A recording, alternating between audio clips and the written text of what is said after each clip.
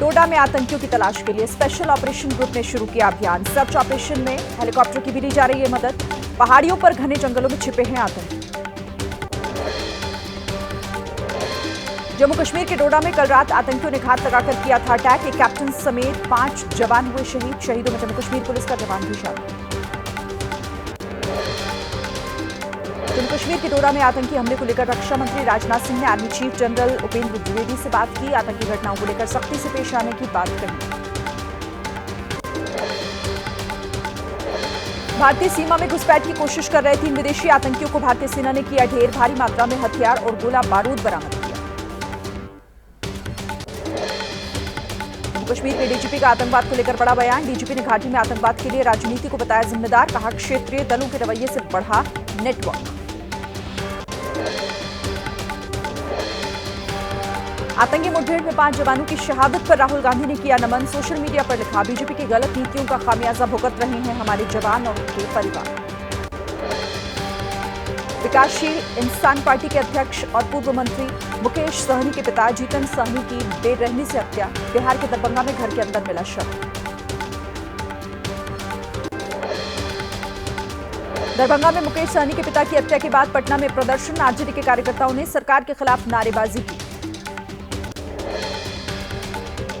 मुकेश सहनी के पिता की हत्या के बाद आरजेडी ने बिहार की कानून व्यवस्था पर सवाल उठाए। मृत्युंजय तिवारी ने कहा, बिहार में कायम हो चुका है महाजंगल राज। पीएम और सीएम को देना होगा जवाब। मुकेश सहनी के पिता जीतन सहनी की हत्या पर केंद्रीय मंत्री गिरिराज सिंह ने दुख जताया। कहा, नहीं बचेगा कोई भी अपराधी। हत्या की वारदात पर बिहार के डिप्टी सीएम सम्राट चौधरी ने कहा, सरकार पूरी तरह से मुकेश सहनी और उनके परिवार के साथ खड़ी है। दोषियों पर निश्चित तौर पर कार्रवाई। मुकेश सहनी के पिता की हत्या पर जेडीयू नेता नीरज कुमार का बयान। कहा, आम आदमी हो या खास, ऐसी घटना काफी दुखद। पाताल से भी खोज कर निकालेंगे अपराधी। मधुबनी में पूर्व विधायक गुलाब यादव के घर पर ईडी की रेड। घर में नहीं थे गुलाब यादव। बेटी और पत्नी से पूछताछ। विवादों में घिरे आईएएस अधिकारी पूजा खेड़कर का परिवार हुआ गायब। घर पर ताला लगाकर पूरा परिवार कहीं गायब हो गया है। पूजा की मां मनोरमा पर पिस्टल से किसानों को धमकाने का आरोप।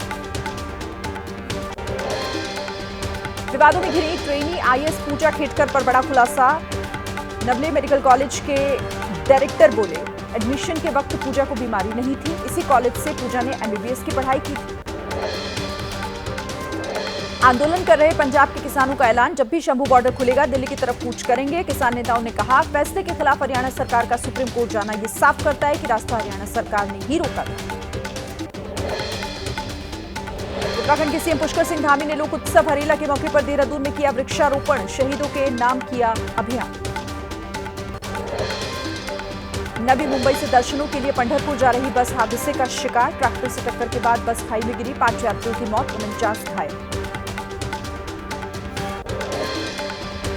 बिहार के नवादा में स्कॉर्पियो कार हाईवे पर खड़े वाहन से टकरा गई। 6 लोगों की मौत, 6 घायल। मुंडन कराने जा रहा था परिवार। यूपी की श्रावस्ती में बाढ़ से तकरीबन 45 गांव प्रभावित। कई जगहों पर सड़कें धंस गई हैं। किसानों की फसल भी बर्बाद हुई।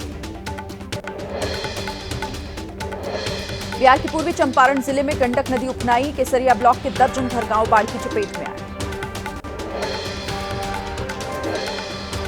महाराष्ट्र के नासिक जिले में पर्यटकों के लिए मुसीबत बन गई बारिश। अंजनेरी पर्वत पर घूमने गए पर्यटक फंस गए। करीब 6 घंटे की मशक्कत के बाद पर्यटकों को बचाया जा सका।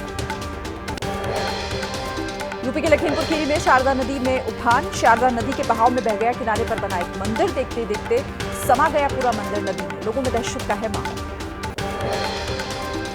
गोरखपुर में उफान मारकर बह रही है राप्ती नदी। खतरे के निशान से 86 सेंटीमीटर ऊपर बह रही है राप्ती नदी। का जलस्तर लगातार बढ़ने से लोगों में दहशत। प्रशासन कर रहा है मॉनिटरिंग।